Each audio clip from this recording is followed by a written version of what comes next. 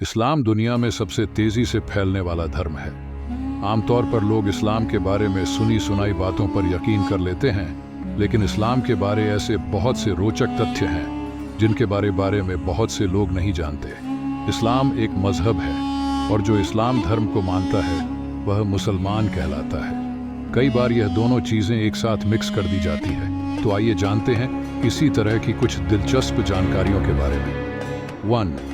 इस्लाम मतलब है आत्मसमर्पण और शांति। इस्लामिक अरबी भाषा का शब्द है जिसका मतलब है आत्मसमर्पण करना, आत्मसात करना, शांति और शुद्धता।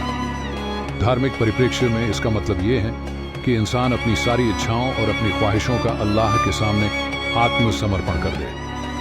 2. हज का सफ़र हर उस मुसलमान के लिए जो अमीर है और जिसके पास इस्लाम द्वारा निर्धारित मानक के अनुरूप धन है, उसके लिए जिंदगी में एक बार हज करना फर्ज है। आपको यह जानकर हैरानी होगी कि हर साल 3 बिलियन से भी अधिक लोग दुनिया भर से हज करने के लिए रवाना होते हैं। 3. दुनिया का दूसरा सबसे बड़ा धर्म ईसाई धर्म के बाद इस्लाम दुनिया का सबसे बड़ा धर्म है। इसके अनुयायियों की संख्या 2 बिलियन के करीब है। आपको यह जानकर हैरानी होगी इस्लाम धर्म दुनिया का सबसे तेजी से फैलने वाला धर्म है। इस वक्त दुनिया में 50 से भी अधिक देश ऐसे हैं जहां मुख्य धर्म इस्लाम ही है। 4. मुस्लिम 5 वक्त इबादत करते हैं। नमाज को सलात के नाम से जाना जाता है और हर मुसलमान पर निश्चित समयावधि में 5 वक्त की नमाज पढ़ना फर्ज है। नमाजों के नाम निम्नलिखित हैं: नमाज फजर, नमाज जोहर, नमाज असर, नमाज मगरिब, नमाज इशा। 5.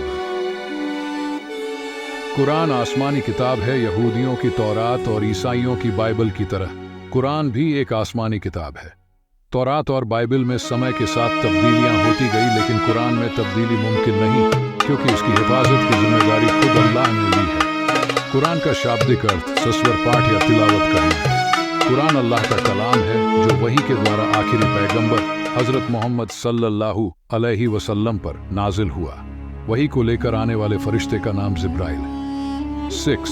इस्लाम के 5 मूल स्तंभ शहादा, अल्लाह पर यकीन लाना, नमाज, हर दिन 5 वक्त की नमाज पढ़ना, ज़कात, साहिबे निसाब होने पर गरीबों को धन दान देना, रोज़ा, रमज़ान के महीने में रोज़े रखना, हज, साहिबे निसाब होने पर ज़िंदगी में एक बार हज करना। 7. जिहाद का मतलब युद्ध करना नहीं। पश्चिमी मीडिया के जरिए जिहाद को युद्ध के अर्थों में इस्तेमाल किया गया है, लेकिन जिहाद का वास्तविक अर्थ है संघर्ष करना और जद्दोजहद करना।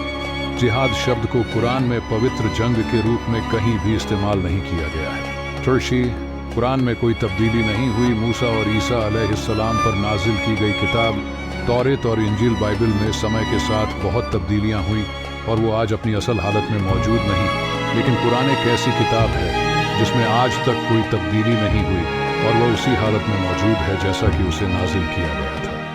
अल्लाह का अरबी भाषा में मतलब ईश्वर है।